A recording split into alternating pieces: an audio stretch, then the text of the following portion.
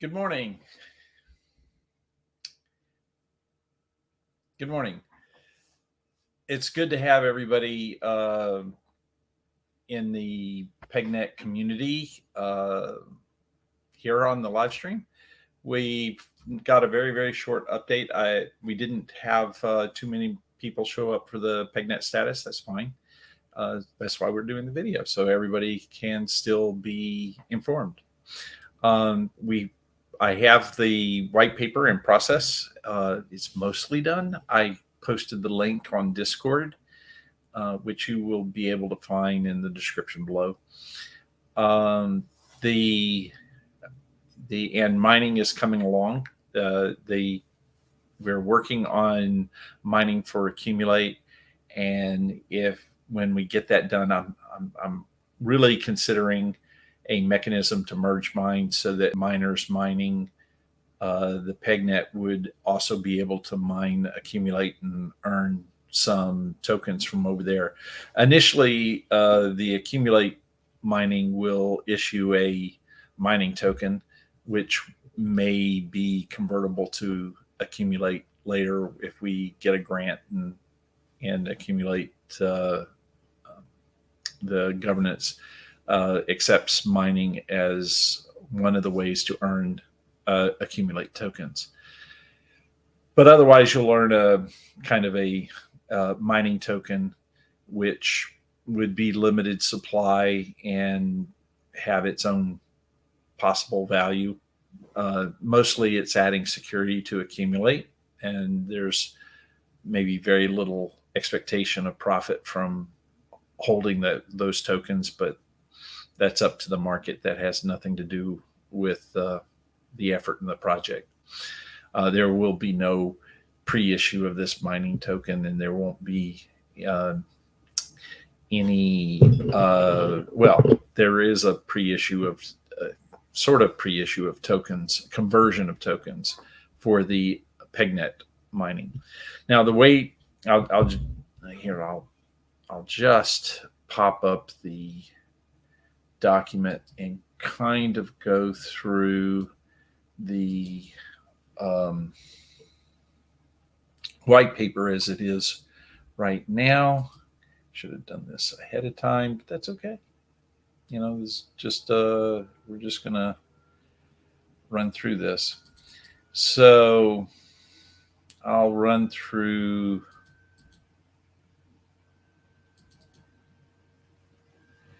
the white paper as it exists right now.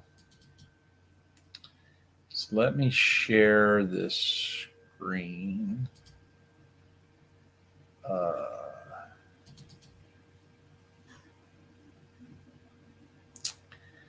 And let me make that a little bigger so that it's a little easier to read on video. Okay, so sharing this screen.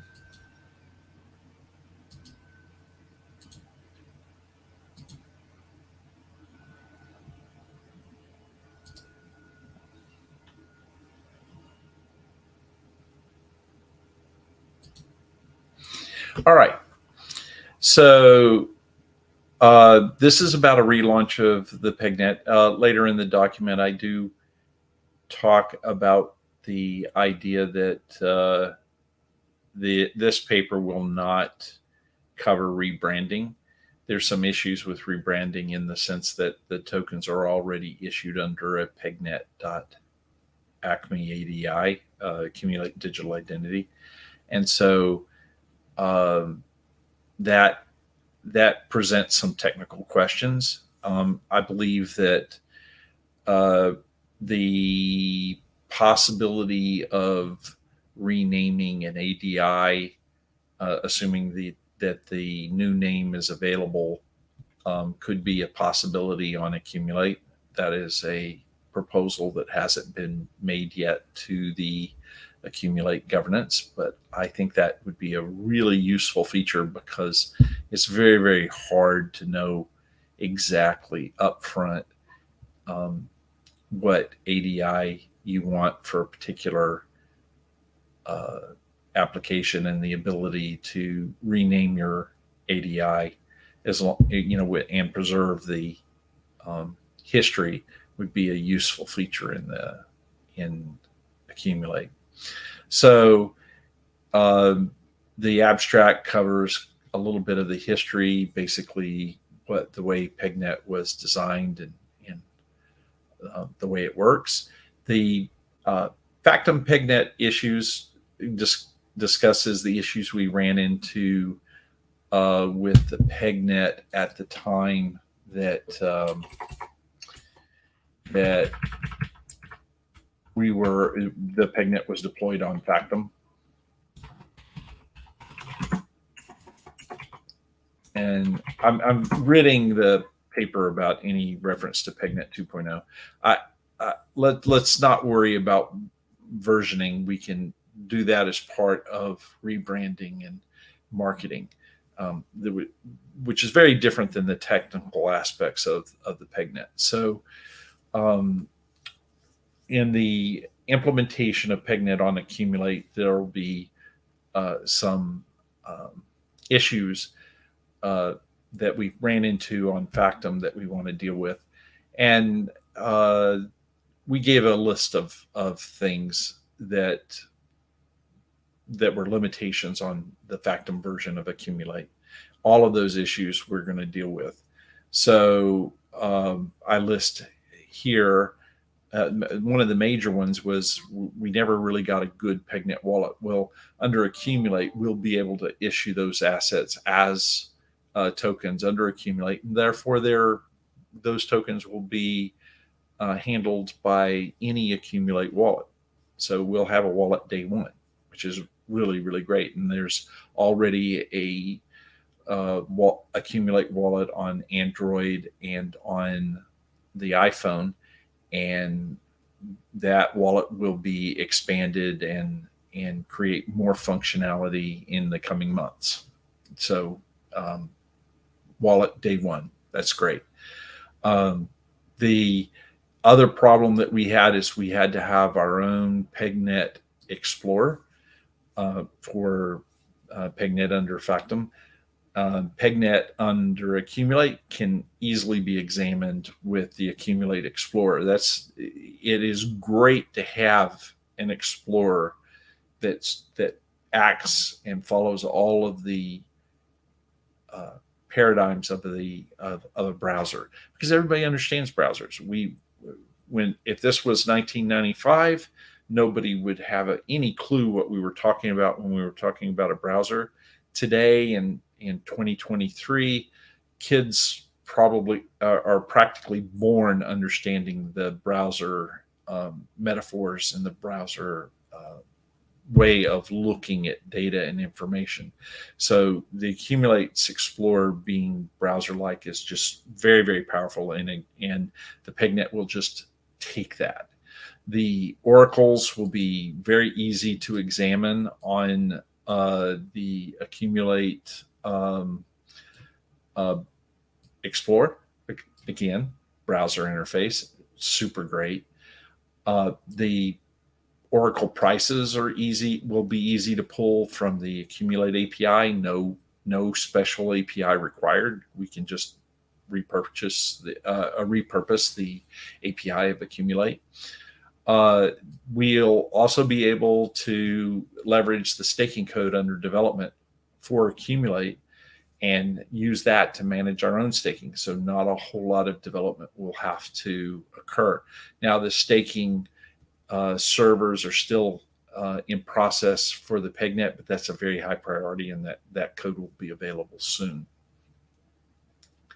The PegNet will have two new tokens, an ARB token and a MINE token. This has been discussed. The ARB token will be the floating token of value in the protocol, and that will allow arbitration between the ARB token and any asset in the PegNet that is not following its peg. There will also be a mechanism to do liquidity arbitrage, where buying an asset below its peg can raise the market price and uh, and bring it up to an average in the PegNet, and then you would be able to trade that token at its market price in, or convert it at its market price into something like USD or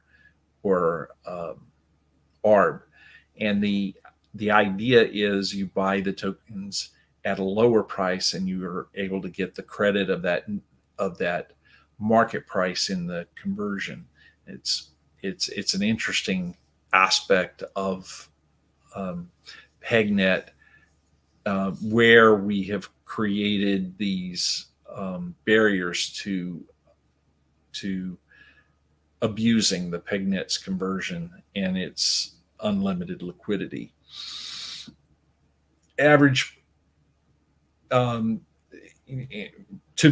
be clear, so the PegNet has to have a mechanism where we follow an average price of the token, and a market price, and we don't give you full credit of the market price inside of conversions for the PegNet, because if we do, and tokens can be manipulated in the market, then attackers can use some market manipulation to get a advantage within the infinite ability to convert inside the PegNet. So what we're going to do is maintain an average price and a market price, and use that to create a synthetic spread. Now, the synthetic spread will allow you to leverage some of the advantage of the market price, but not all of it. And that limits the ability that someone can use to manipulate the market and gain an advantage in the conversions inside the PegNet. But you have to have some of that in order for arbitrage to work. So there will be a balance there. Tokens that have have way too much volume in the real world, in the market, such that they can't be easily manipulated, those tokens don't need this restriction. The place where we need this restriction is on the ARB itself, because it won't have a whole lot of volume initially, and on tokens like Acme and Decred and maybe some other tokens that might not have enough volume. Now, in fact, Decred probably does have enough volume that it's difficult to manipulate just to get an advantage in the PegNet. So we'll take that under advisement, and the governance of the PegNet will come up with a formula for how we manage the spread inside the PegNet. We're going to add PegNet validators. PegNet validators are necessary to publish the Oracle data and other information inside the PegNet to accumulate, to make that browser informant. And it also allows us to manage the APIs, and it also creates much quicker syncing with the PegNet by applications that might want to use the assets in the PegNet, because there will effectively be curated Oracle data and curated mining data for miners. Another aspect, it's not listed here, and perhaps I'll add it. Another aspect of accumulate implemented PegNet is that we can publish mining data, and we can do some interesting point system, so that miners will not need a mining pool to mine effectively the PegNet, accumulate implemented PegNet for the foreseeable future. Now, at some point, the number of miners might exceed what the mechanism that we have in the PegNet, in which case perhaps we'll update the PegNet, or we'll add mining pools, or mining pools will arise, one of the two. So the validators have a whole set of functions and perform a set of actions to make the PegNet very, very transparent, very, very usable. And they're listed here. The miners have a certain mechanism for collecting points. And the way this is envisioned is we'll have up to 300 records that are submitted in 10 minutes by miners at a hundredth of a cent per entry. And so it's going to be relatively inexpensive for miners to mine the PegNet, but that but there is a cost for writing these entries. It's just very, very low. Like I said, a hundredth of a cent. And for the top 300 entries submitted, you'll gain points depending upon how you rank. Excuse me, I slipped past.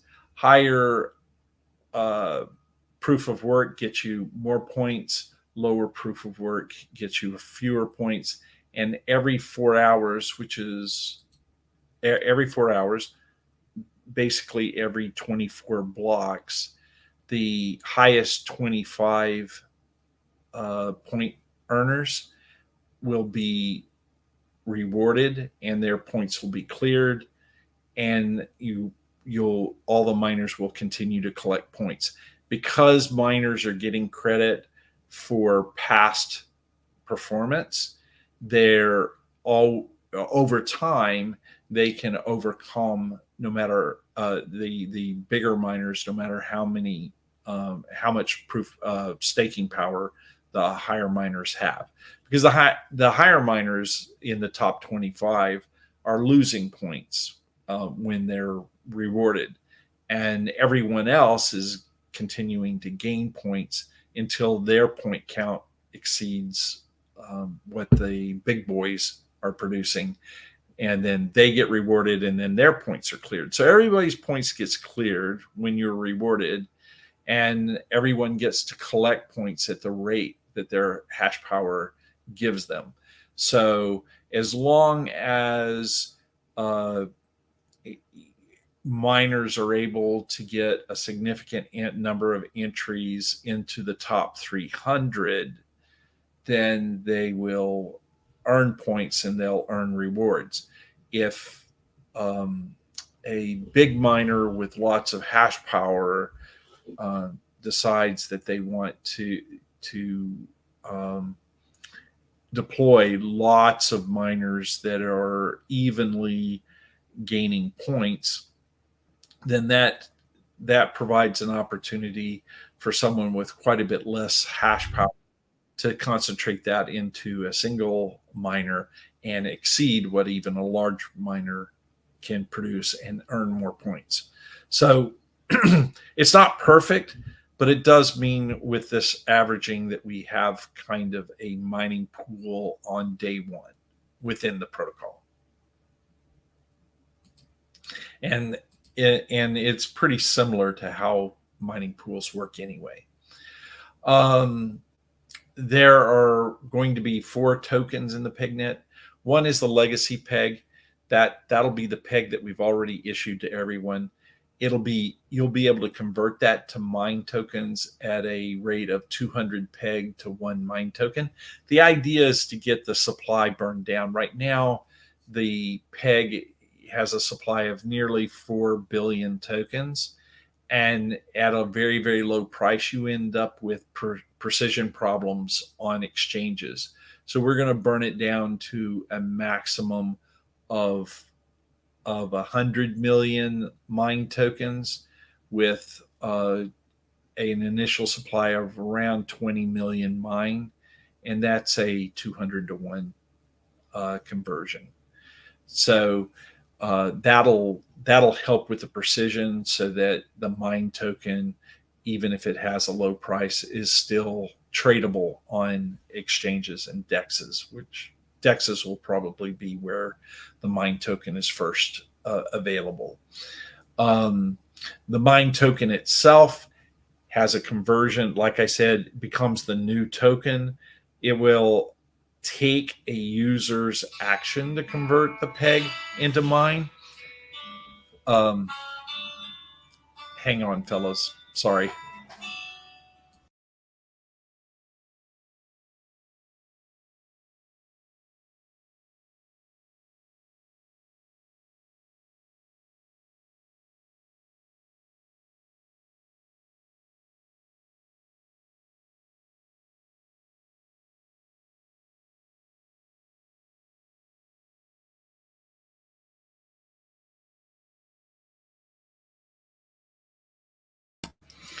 Very sorry for the interruption. So the where was I with the mine token? So the mine token will be 20 million. The peg will be counted against the supply of the mine token because it has a one-way conversion of peg into mine that can be done by the user. So it's equivalent to a 200th of a mine token as is, and it'll just be a matter of conversion to get your mine token from your peg token. There's nothing in the accumulator that's even anticipated that we would be able to do that conversion for the holders of the peg, but this way they have their mine token. Now, the reasoning behind that is fairly simple. Everybody invested, converted assets into the PegNet in order to hold the peg token. And even if they converted it from some other asset, which is a small percentage of the peg supply, they still gave up something. So we want to preserve the value of the peg. It was basically a play to hold something that builds the value of the PegNet, and it was the rewards for mining. And so we're just or staking. So we're just going to convert the peg into the mine token because that will also be the rewards for staking and mining. The factoid token was issued to everyone. We could have done the conversion at the time of issuance to Acme, but we didn't think about it. So we're going to build a facility to convert those factoids into Acme, which originally had, when Acme was issued, a 1 to 5, 1 factoid to 5 Acme conversion rate. So we'll just respect that inside the PegNet. So if you have pegged factoids, you'll be able to convert those to pegged Acme. And then we have the 42 pegged assets listed here in our protocol. The token distribution of the Factom-based PegNet's going to be, this section is going to be a little more English explanation of the token distribution, and it'll cover a lot of the things that I said so far when I covered the tokens earlier. We'll have, this section is still under development about how PegNet works. It talks about the arbitration and the anti-conversion abuse features that we're going to put in the PegNet, the liquidity arbitrage as well as the token arbitrage, and we'll list basically how all of that works. The rebranding of the PegNet basically talks about the fact that we're not really covering it here. There are some other observations, obviously, footnotes at the end. So this is the paper so far, and it's open for comments, so parties can go in and comment about anything that they see, and that will greatly improve the paper. Is that you, Kyle, that joined?